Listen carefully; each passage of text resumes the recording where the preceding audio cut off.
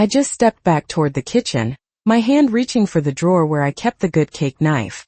But before I could take another step, my granddaughter Emily grabbed my arm, her grip surprisingly forceful. Her eyes were wide with a panic I'd never seen before, and she leaned in close, her whisper a cold dread in my ear that made my blood run cold. "Grandma, you need to get away from your children. Right now." I didn't understand. None of it made sense. It was my 70th birthday. The whole family was here, gathered in the large colonial house on Maple Avenue, the very house I had bought with my own 2 hands after decades of backbreaking work. And now my own granddaughter was telling me I had to flee from my own children. The living room buzzed with laughter and conversation. Robert, my eldest, was holding court by the fireplace, a glass of bourbon in his hand as he joked with his cousins. Susan, my younger daughter, was arranging plates on the dining room table with that picture-perfect smile she always wore at family gatherings. Everything seemed normal, just like any of the countless family celebrations we'd held in this house. But the look of pure terror on Emily's face told me that something was terribly fundamentally wrong. "What on earth are you talking about, honey?" I asked in a low voice, trying to keep the tremor out of it as my heart began to pound against my ribs like a trapped bird. Emily glanced nervously toward the living room, making sure no one was watching us. Then with trembling hands she pulled out her cell phone. "Grandma, you have to see this," she whispered, her voice cracking. "I installed some security cameras last month. I noticed some of your things were going missing from the house. What I recorded, it's going to break your heart." The phone screen lit up, showing an image of my own living room but empty. It was a recording from 2 days ago, when I'd gone to the doctor for my monthly checkup. Suddenly, Robert and Susan appeared on the screen, sitting on the exact same floral sofa where they were now celebrating my birthday. But their faces held none of the family love I had always known. Their expressions were cold, calculating, filled with a sharp-edged ambition I had never seen in my own children. "We have to speed this up," I heard Susan's voice, tinny and sharp from the phone's small speaker. "Mom is getting sharper every day. If she keeps this up, we'll never be able to convince a doctor that she needs special care." Robert nodded, taking a long swallow from what I recognized as my late husband's most expensive bottle of whiskey. "The assisted living facility we visited on Friday is perfect. St. Jude's Meadows. It's far enough out in the country that she can't just walk back. And the director assured me, once she's admitted, it'll be very difficult for her to get out." I felt the floor tilt beneath my feet, the cheerful sounds from the other room fading to a dull roar. My own children, the 2 souls I had raised with every ounce of my love and sacrifice, were planning to lock me away in a home against my will. "But Grandma," Emily whispered, her eyes filling with tears, "this is just the beginning. There are more recordings and they're worse." Her words hit me like a physical blow to the stomach.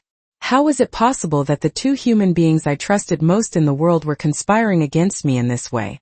On the screen, Susan continued speaking with a coldness that stole my breath. "Once she's committed, we'll have legal power over all her properties. This house is worth over $750,000 easy. And that's not counting her savings and the jewelry she has hidden in the safe." Robert let out a laugh, a dry, rasping cackle I had never heard before. It was a laugh without love, without humanity. "Mom was always too naive. She thinks we're the perfect children who will take care of her until the end. But the reality is we need that money now, not when she dies of old age in 10 years. The phone trembled in my hands as I watched my children systematically dismantle all the love I had built over 70 years of life. Emily hugged me tightly, and I could feel her tears falling on my shoulder. "Grandma," I couldn't stay silent. "I know this is going to hurt you, but you had to know before it was too late. They're going to act very soon." My life flashed before my eyes, a frantic reel of memories. I had been Helen Miller, the woman who built an empire from nothing. After being widowed 15 years ago when my dear Frank died in that horrible car accident on the interstate, I decided I wouldn't sink into sadness. I took the few savings we had and invested them in a small home-cooked meal business I ran from my own kitchen. Helen's Kitchen, I called it. For decades I worked 16-hour days. I would get up at 4 in the morning to prepare pot roasts, chicken pot pies, and casseroles that I sold to construction workers and office employees downtown. My hands became calloused. My back ached with a fatigue that settled deep in my bones, But I never gave up. Robert and Susan were teenagers then, and I wanted to give them everything I never had. A college education, new clothes, family vacations to Disney World. Over time, my small business grew into 3 successful diners. I hired employees, managers, and was finally able to retire at 65 with a considerable fortune. I bought this beautiful 2-story house with a garden, a pool, and 5 bedrooms. It was my palace, the symbol of all the effort and sacrifice I had made for my family. Robert studied engineering at Ohio State, thanks to my money.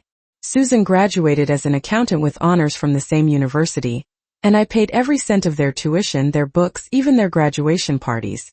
When Robert got married, I gave him $50,000 for the down payment on his first house. When Susan got divorced, I supported her financially for 2 years until she found a stable job. I was always the generous mother, the doting grandmother, the woman who never said no when my children needed help. On Sundays, they always came over for lunch. Robert would arrive with his jokes and stories from his construction firm. Susan would bring fresh flowers to decorate the dining room table. Emily, my adored granddaughter, would stay for sleepovers on weekends, and I would teach her the family recipes I had perfected over the years. We were the picture-perfect family you see in magazines, united by love and tradition. My routine was simple but fulfilling. Every morning I would walk through the garden, watering my red roses and white geraniums. I would have coffee and toast for breakfast while reading the newspaper on the terrace. On Tuesdays, I went to the beauty salon where Sharon, my hairdresser and friend of 30 years, would do my hair while we chatted about our grandchildren and the neighborhood news. On Thursdays, I visited my doctor for my routine checkups, and he always congratulated me on my excellent health for a woman my age. I had my book club group that met every Friday at the public library. We played bridge on Saturdays at the local park. My social life was active and full. I was respected in the neighborhood as Mrs. Miller, the successful businesswoman who had managed to raise her children alone after being widowed. The shopkeepers greeted me warmly. The neighborhood kids would ask me for candy when I walked down the street. My house always smelled of home cooking. I had a habit of cooking in large quantities because I never knew when Robert or Susan would show up hungry. The refrigerator was always stocked with their favorite dishes. The beef stew that Robert liked, the chicken pot pie that Susan adored since she was a child. My pantry was a treasure trove of imported spices and fresh ingredients I bought at the Central Market every Wednesday. At night, before going to sleep, I would check my finances on the computer that Emily had taught me to use. My bank accounts were healthy, my investments were constantly growing, my properties were increasing in value every year. I felt proud to have built a solid legacy for my children and grandchildren. I thought that when my time came to leave this world, they would remember a mother who gave them everything, who worked tirelessly to secure their future. Every night before turning off my bedside lamp, I thanked God for the wonderful family I had. Robert with his stable job at the construction company, Susan with her thriving accounting office, Emily studying medicine with top grades. We were living proof that family love and hard work could create miracles. But now, standing in my kitchen while my birthday party continued in the living room, I realized that all that perfection had been a carefully constructed illusion. My children didn't see me as the loving mother who had sacrificed everything for them, but as an obstacle between them and my money. Emily swiped her finger across the phone screen, and another recording appeared. This time it was from last night when I was already asleep. The camera showed the living room lit only by the corner lamp. Robert and Susan were sitting on my favorite sofa. But this time they weren't alone. There was an older man in a gray suit whom I didn't recognize and a blonde woman with a folder full of documents. "This is Dr. Evans," Susan explained, pointing to the man in the suit. "He's going to sign the papers certifying that Mom can no longer live alone. He says that with his testimony and some falsified medical reports, we can get legal guardianship in less than 2 weeks." My heart stopped. They were talking about stealing my freedom with fake documents, with elaborate lies concocted by a corrupt doctor. Dr. Evans opened his briefcase and took out several forms. "I need you to give me specific details about her behavior. Has she shown signs of confusion? Does she forget important things? Has she had episodes of aggression?" Robert laughed as he poured himself another glass of my whiskey. "Doctor, my mother is sharper than many people who are 50 years old. We'll have to make up the symptoms." Susan took one of the forms and began to read. It says here we need evidence of progressive cognitive decline. What if we say she leaves the stove burners on or gets lost when she goes for a walk? The blonde woman, who turned out to be a corrupt social worker, nodded as she took notes. Those are perfect symptoms. We also need witnesses to confirm that she poses a danger to herself and others. I felt nauseous listening to how they plan to destroy my reputation with lies. And what about Emily? Robert asked suddenly. She's always defending Mom. If she testifies against us, the whole plan goes down the drain. Susan smiled with a coldness that took my breath away. Emily is studying medicine abroad thanks to Mom's money. If she doesn't cooperate with us, her university career is over. She'll understand which is the better option. Dr. Evans took more papers out of his briefcase. Once you have guardianship, I will recommend immediate admission to the St. Jude's Meadows facility. It's a private institution where I have contacts. Your mother will be well cared for, but she won't be able to make decisions about her properties or her finances. Robert asked how much the whole process would cost. $50,000 for my silence and cooperation, the doctor replied, plus another $30,000 for the social worker and the court officials who will expedite the paperwork. Susan didn't hesitate for a second. $80,000 is nothing compared to what we're going to inherit. This house is worth $500,000 plus her savings, plus the properties from the diner she sold. We're talking about over $1 million. The greed in her voice was so obvious, it made me ashamed to think that this woman was my own daughter. The social worker opened her folder and showed official documents. I already have declarations prepared from 3 neighbors who will testify that Mrs. Miller shows signs of senile dementia. Obviously, these neighbors will receive financial compensation for their cooperation. Robert asked who these neighbors were. The Connors from the house next door, Mrs. Davis who lives on the corner, and young Kevin who works at the neighborhood convenience store. I couldn't believe what I was hearing. The Connors were my neighbors for my entire life. We had shared Christmases and backyard barbecues for decades. Mrs. Davis had been my confidant for years. She knew all my secrets and joys. Kevin was like a grandson to me. He always helped me with heavy groceries, and I would give him home-cooked food for his family. All of them were going to lie about my mental health in exchange for money. The plan is simple, Susan continued with a devilish smile. Next week we're going to create a situation where Mom appears confused or aggressive.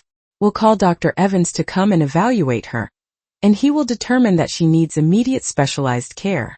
An ambulance will take her directly to the facility, and we will take charge of all her assets that very afternoon.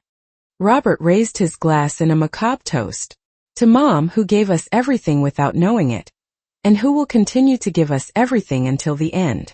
Susan clinked her glass against her brother's. To the inheritance we deserve after years of pretending to love her. Their laughter echoed in my living room like the sound of demons celebrating the destruction of an innocent soul. The recording ended, and Emily quickly put the phone away because Robert was approaching the kitchen. "Grandma, is the cake ready?" he asked with that fake smile I now recognized as the mask of a consummate actor. "I'm coming, my love," I replied, trying to keep my voice steady, though my whole world had collapsed in the last 10 minutes. Emily squeezed my hand discreetly before leaving the kitchen. Her eyes told me we had to talk later, that there were more secrets to reveal, but for now I had to act as if nothing had happened, as if I didn't know that my own children were predators disguised as a loving family. I returned to the living room carrying the cake with the 70 lit candles, but my hands were shaking so much I almost dropped it. Everyone began to sing the happy birthday song, while I stood there like a statue, smiling automatically as my mind processed the greatest betrayal of my life.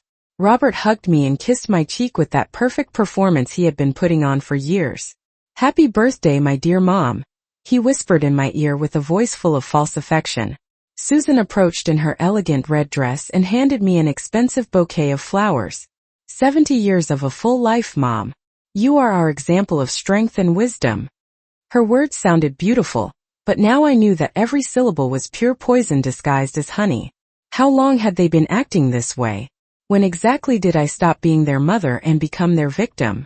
As I blew out the candles and everyone applauded, my mind traveled to the past, searching for signs I had ignored. I remembered the day Robert came to ask me for money to invest in a promising business.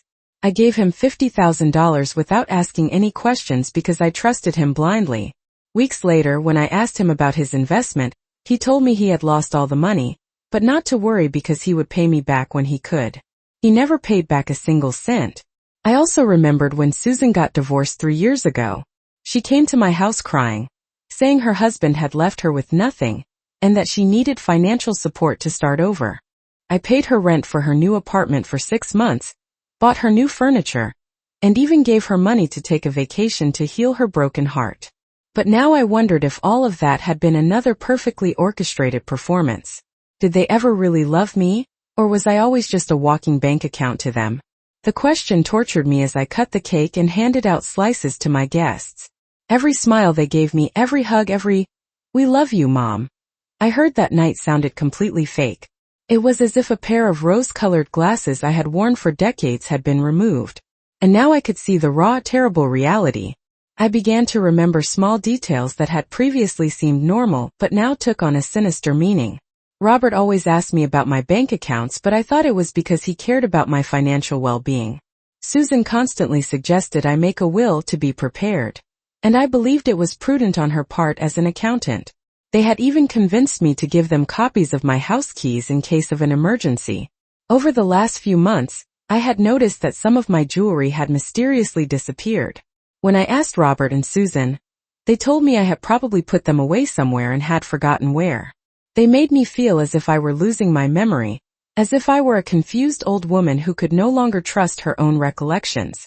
Now I understood they had been systematically stealing from me, while convincing me it was my fault. I also remembered the time I found strange documents on my coffee table. When I asked Susan what those papers were, she told me they were insurance forms she had brought from work by mistake, but now I suspected they were documents related to the plan to commit me. How long had they been preparing this betrayal? Months? Years? Fear began to take hold of me like a poison spreading through my veins. If they were capable of planning my commitment with such coldness, what else were they capable of? What if they decided that waiting for my natural death was too slow? What if they considered that speeding up the process was more convenient? The idea filled me with terror, but it no longer seemed impossible. I had seen the greed in their eyes. I had heard the total lack of love in their voices. Throughout the party I watched every gesture, every word, every look that Robert and Susan exchanged. It was like watching a play where I was the only one who didn't know the script. They communicated with small signals, knowing smiles, seemingly innocent comments that I now knew had double meanings. "Mom, you have to take better care of yourself," Robert would say as he poured me more wine. "You're not as young as you used to be," Susan would add, with that sweet smile that now gave me chills. As the guests began to leave, my anxiety grew. Soon we would be alone in the house, and I would have to act as if I knew nothing while they probably discussed more details of their diabolical plan. How was I going to sleep, knowing that the two predators I had raised with so much love were sleeping under my own roof, planning my destruction? Emily stayed until the end, helping me clear the dishes while Robert and Susan said goodbye to the last relatives. Before leaving, my granddaughter whispered to me, "Grandma, I'll come over early tomorrow morning. We have a lot more to talk about." Her words confirmed that what I had seen was only the tip of the iceberg of a much larger and more terrifying conspiracy. The next morning I woke up at 5, 2 hours earlier than usual. I hadn't been able to sleep a wink. Every sound in the house startled me. Every creak of the floorboards made me think Robert or Susan was awake, planning the next step of their conspiracy. I dressed silently and went down to the kitchen to make them breakfast as I always did, pretending everything was normal. When Robert came down at 7, I already had his scrambled eggs with ham ready, exactly as he liked them since he was a child. "Good morning, Mom," he said, giving me a kiss on the forehead. "Did you sleep well after your big party?"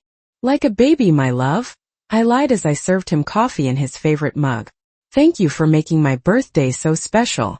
Every word burned my throat, but I had to act perfectly if I wanted to discover the full extent of their betrayal. Susan appeared half an hour later, impeccably dressed in her work suit. "Mom, I have an important meeting at the bank this morning," she said, taking only a piece of toast. "Do you need me to take you anywhere today?" My heart raced. Could that meeting be part of their plan to access my accounts? "Don't worry, my love. Sharon is coming over to do my hair, and then we're going to have lunch together. Once my children left for work, I immediately called Sharon. Can you come over right now? It's urgent and I can't talk on the phone. My friend, who had known me for 30 years, immediately detected the desperation in my voice. Helen, what's wrong? You sound terrible. Please just come. I'll explain everything when you get here. Sharon arrived in 20 minutes with her hairdressing kit, but as soon as I closed the door, I collapsed into her arms. Sharon, my children want to commit me to a nursing home to steal everything from me. The words came out between sobs I had been holding back all night. My friend held me tightly as I told her everything Emily had shown me on the recordings. Helen, this is terrible, but we can't act impulsively, Sharon told me after hearing the whole story. We need solid proof and a plan to protect you. She was right. If I confronted Robert and Susan without enough evidence, they could speed up their plan or even use my paranoia as proof that I needed psychiatric care. The first thing we did was go to the bank. I told the manager, Mr. Wallace, that I wanted to review all the transactions in my accounts for the last 6 months. What we discovered left me breathless.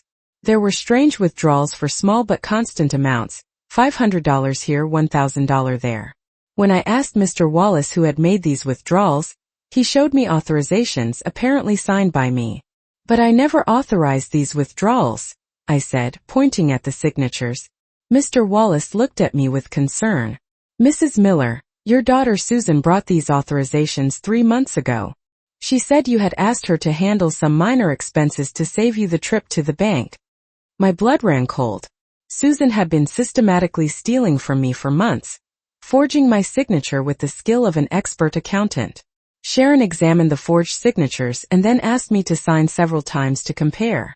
Helen, these forgeries are very good but not perfect. A handwriting expert could prove they're not yours. Mr. Wallace helped us print all the suspicious documents and suggested I immediately change all my passwords and block third-party access to my accounts. Back at home, I checked my safe. Several of my most valuable pieces of jewelry were gone. The diamond earrings my husband gave me for our 20th anniversary. The pearl necklace I inherited from my mother. The gold watch I received when I retired from my business. They had been very careful, taking only pieces I didn't wear frequently so I wouldn't notice their absence immediately. Sharon helped me search the whole house for evidence of their betrayal. We found documents hidden in Robert's study, copies of my will, appraisals of my house done by real estate agents, even brochures for private nursing homes with prices and services marked in red. It was like discovering they had been planning my funeral while I was still alive. In Susan's room, we found something even worse. A notebook with detailed notes about my daily routine, my medications, my doctor's appointments, even observations about my mood on different days. Tuesday, Mom forgot where she put the keys, possible symptom. Friday, Mom repeated the same story twice. Note for the doctor.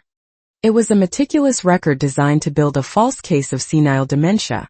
In the afternoon, when Emily arrived as she had promised, I showed her everything we had discovered. My granddaughter turned pale. Grandma, there's more. Last night, after the party, Robert called Dr. Evans. They're speeding up the plan. They're coming for you this Friday. Only 3 days left. How do you know that? I asked. Emily showed me another recording on her phone. I left my phone recording in the living room after you went to sleep. Listen to this. In the recording, Robert's voice was clearly audible. Doctor, we need to act fast. I think Mom suspects something. On Friday morning, we're going to create a situation that justifies her immediate commitment. Sharon took my hand.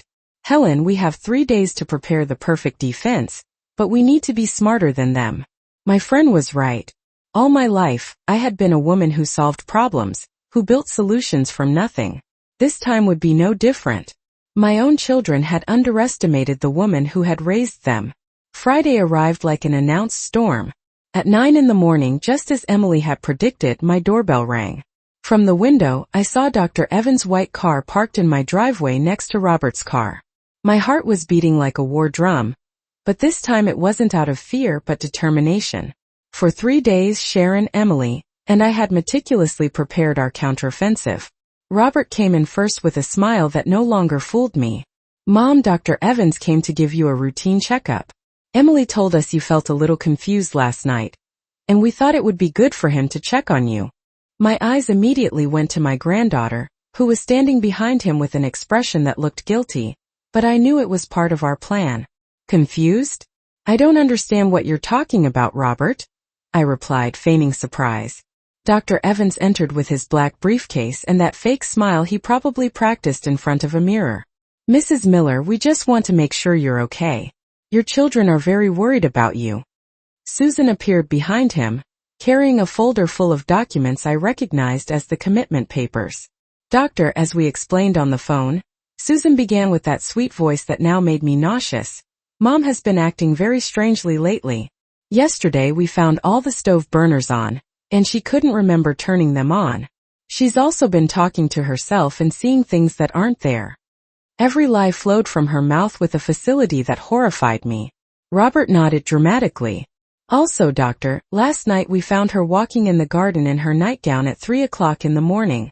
When we asked her what she was doing, she said she was waiting for Dad. But he died 15 years ago. Their performances were so convincing that for a moment, they almost made me doubt my own sanity. Dr. Evans opened his briefcase and took out some forms. Mrs. Miller, I'm going to ask you a few simple questions to assess your mental state. Can you tell me what day it is today? Friday, June 23rd, I answered correctly. Do you know where you are? In my house.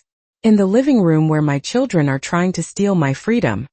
Robert and Susan exchanged nervous glances. See, Doctor? There's that paranoia we were telling you about, Susan said quickly. Mom thinks we're conspiring against her. The corrupt doctor took notes while feigning concern. Mrs. Miller, why do you think your children want to harm you? They're only concerned about your well-being. At that moment, Sharon entered through the back door as we had planned. Good morning, Helen. I came early for. Oh, I'm sorry. I didn't know you had company. Her performance was also perfect. Robert tensed up. Who is this woman, and why does she have keys to the house? This is Sharon, my lifelong friend. She's always had keys in case of an emergency. Emily approached the doctor with tears in her eyes. Dr. Evans, I have to confess something terrible. I lied to my parents about my grandmother's condition because they threatened me. Robert grabbed her arm roughly. What are you talking about, Emily? Don't be ridiculous. But my granddaughter freed herself from his grip and continued. Dad and Mom told me that if I didn't help them commit Grandma, they would cut off the money for my studies. Dr. Evans began to sweat. I don't understand what's happening here. I just came to do a routine medical evaluation. Susan lost her composure for the first time. Emily, you're confused. No one threatened you. We just want what's best for your grandmother. But it was too late. Sharon had already taken out her phone and was recording the entire conversation. Doctor, I said, rising from my chair with all the dignity I could muster. Could you explain to me why my children paid you $50,000 to fake a diagnosis of senile dementia? The question landed like a bomb in the room. The doctor turned as pale as paper. I don't know what you're talking about, ma'am. Robert exploded with fury. Mom, you're delusional. This proves exactly why you need specialized care. But I took out my phone and played the recording where he and Susan discussed all the details of their plan with the corrupt doctor. Their own voices filled the room as irrefutable proof of their betrayal. We have to speed up the process. Susan's voice was heard from the speaker. Mom is getting sharper every day. We'll never be able to convince a doctor that she needs special care. Dear. Evans tried to run out, but Sharon blocked the door. Not so fast, doctor. The police are already on their way. Susan lunged at me, trying to snatch the phone. Give it to me. Those recordings are illegal. But Emily stopped her. Mom, stop it. It's over. Grandma knows everything. Robert continued to deny everything until the end. This is a giant misunderstanding. We would never do something like this. But his panicked face betrayed him completely. At that moment, we heard the sirens of police cars approaching my house. My dear children, I said with a calm that surprised even myself. I hope you enjoyed playing the part of a loving family, because your theatrical performance has just ended. Forever. The police officers entered my house led by a man I recognized as Kevin. the young man from the convenience store who was supposed to falsely testify about my mental state. But when I saw him in a dark blue uniform and a shiny badge, I understood he had been an undercover agent all along. Mrs. Miller, I'm Detective Martinez. We've been investigating this network of scams against senior citizens for 6 months. Robert and Susan were speechless when they saw that Kevin wasn't the bribed witness they expected, but a law enforcement officer. Impossible, Susan murmured. You work at the corner store. We've known you for years. Kevin smiled as he took out his handcuffs. Undercover work, ma'am. Your mother wasn't the first victim they tried to scam. The detective explained that they had been tracking Dr. Evans for months. This corrupt doctor has participated in at least 12 similar cases in the last 2 years.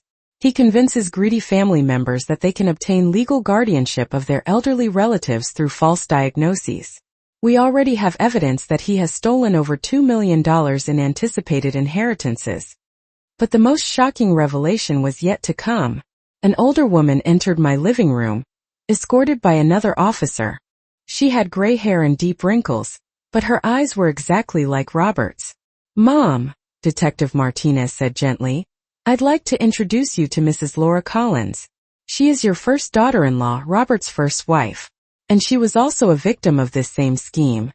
My world tilted again. Robert was married before? I asked, looking at my son with total disbelief.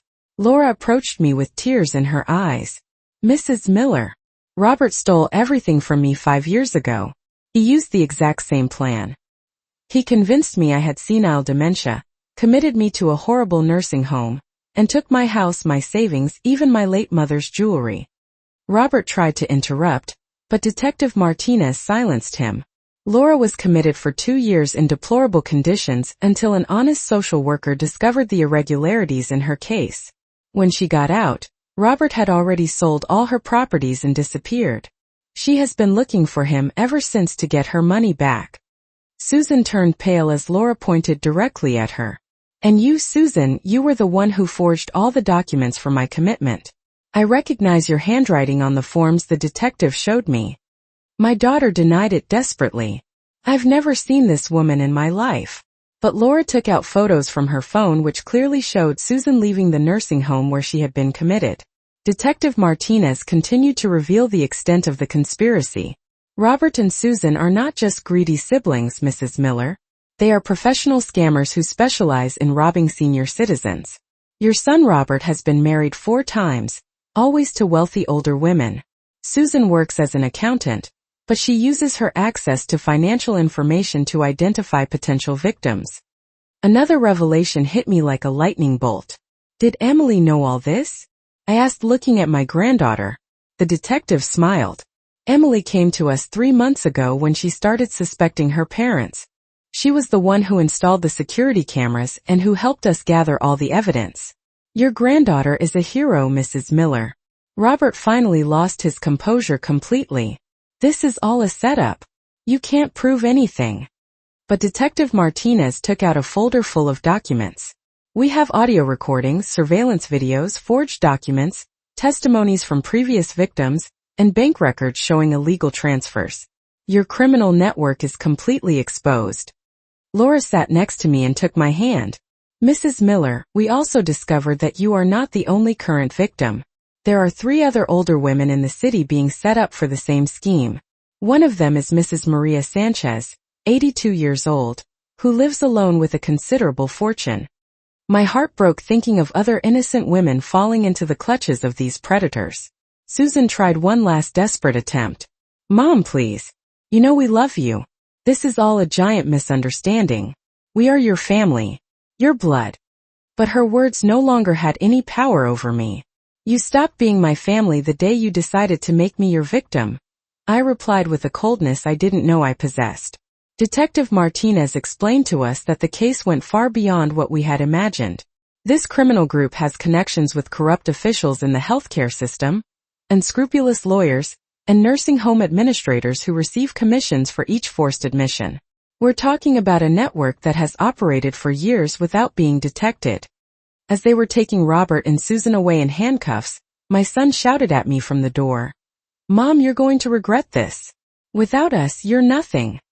But for the first time in 70 years, I didn't feel a shred of guilt or sadness at his words.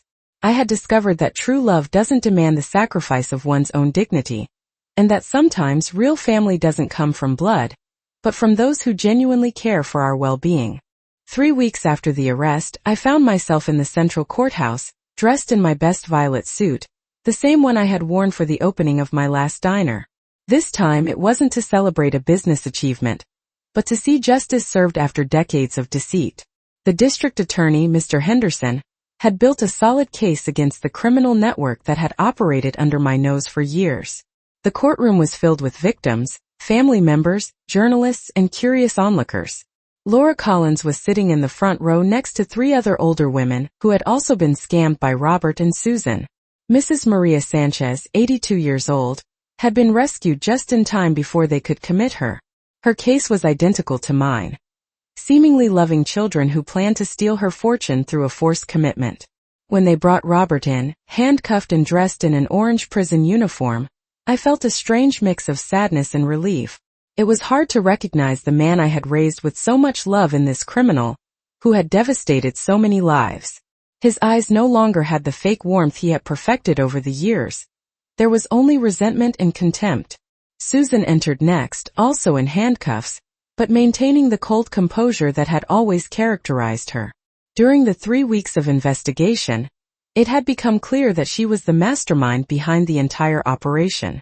Her experience as an accountant had given her access to the financial information of dozens of senior citizens, and she had used that data to select potential victims. The prosecutor, Mr. Henderson, presented the evidence meticulously. Your Honors, for 5 years, the defendants Robert and Susan Miller operated a criminal network that stole over $4 million from vulnerable senior citizens. They used family love as a weapon to destroy innocent lives. His words resonated in the courtroom like hammer blows of justice. The recordings Emily had captured were played for the court. Hearing my children's voices again, planning my destruction in that room full of people, gave me a different perspective.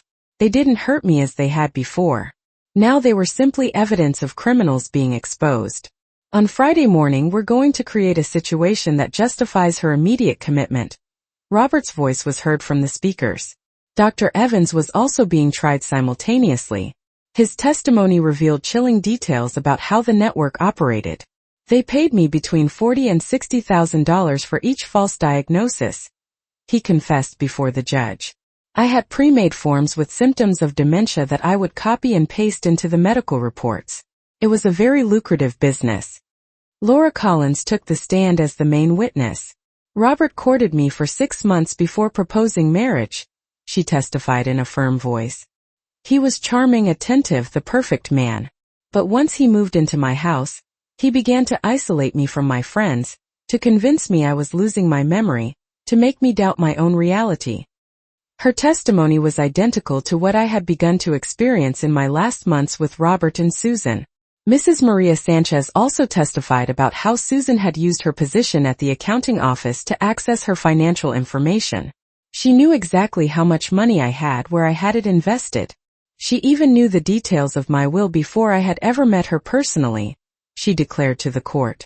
When her brother Robert began visiting me as a family friend, they already had a complete plan to steal everything from me. Detective Martinez presented additional evidence they had discovered during the investigation.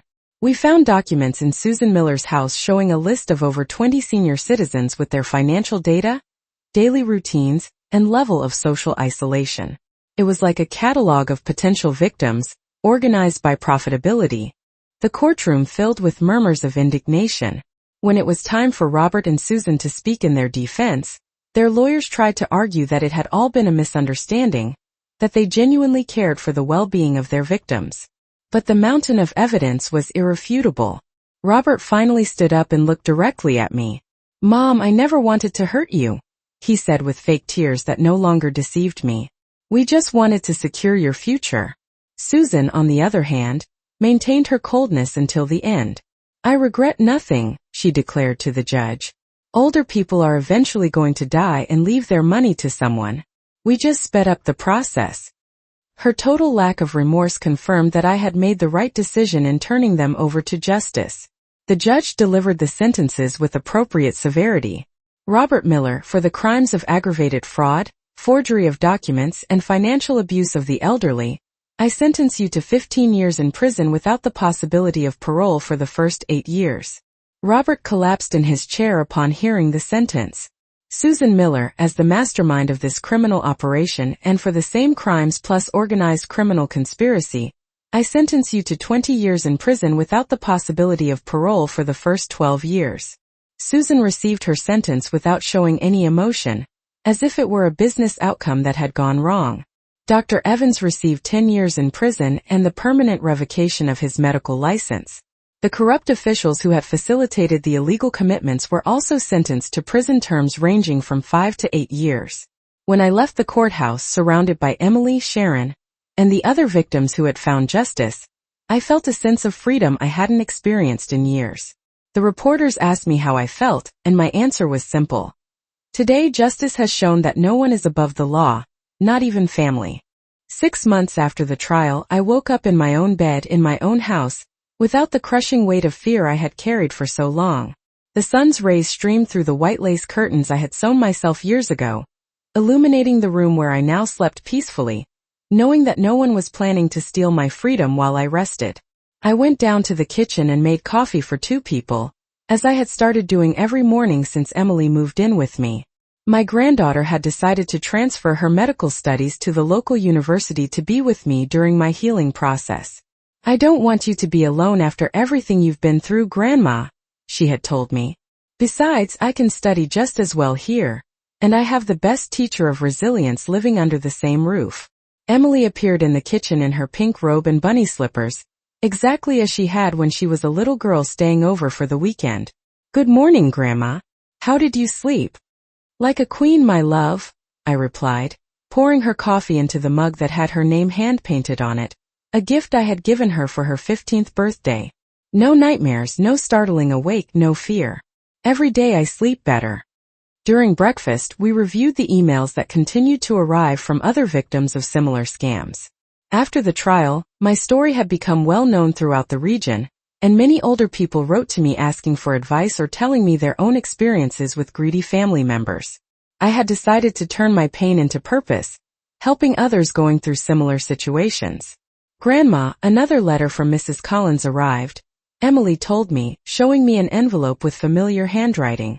She says she has her house back, and that next month she's going to open a bakery with the money they returned to her. Laura had become a close friend after the trial. We shared not only the experience of having been victims of Robert, but also the joy of having found justice and a new beginning. At 10 o'clock in the morning, Sharon arrived for our weekly ritual of coffee and conversation.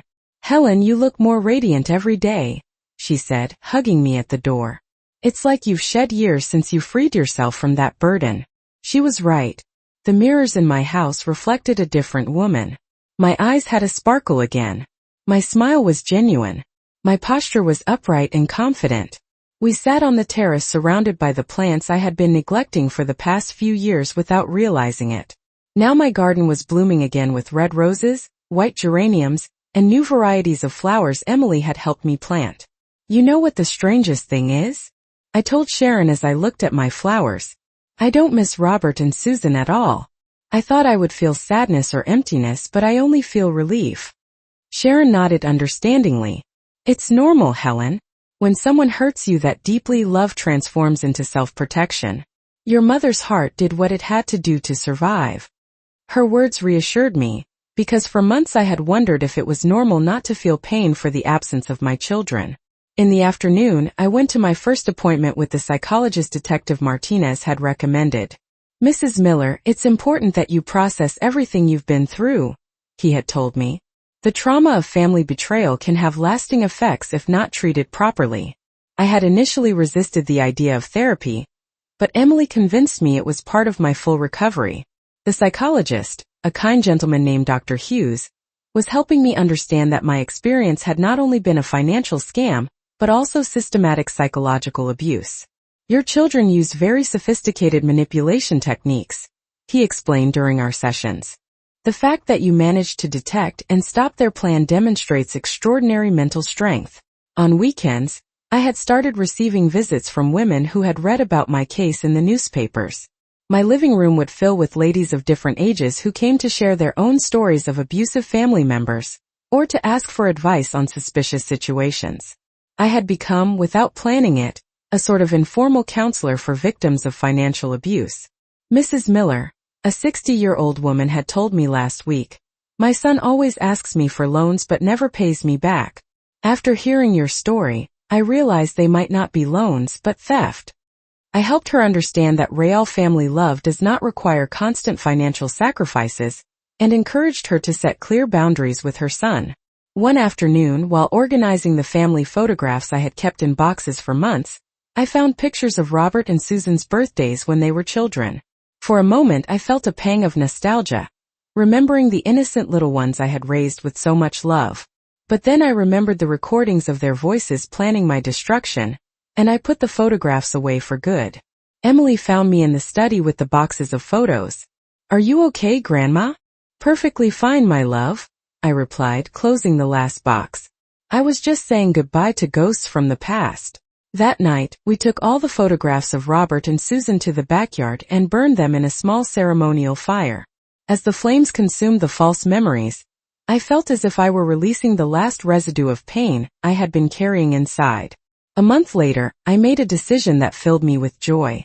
I donated half of my fortune to a foundation that helps elderly victims of abuse. "I want my money to protect others, not to tempt the greedy," I explained to my lawyer. With the other half, I established an educational fund for Emily and other young people who, like her, had the courage to do the right thing even when it was difficult. Last night, Emily and I were sitting on the porch watching the stars when she asked me a question that took me by surprise.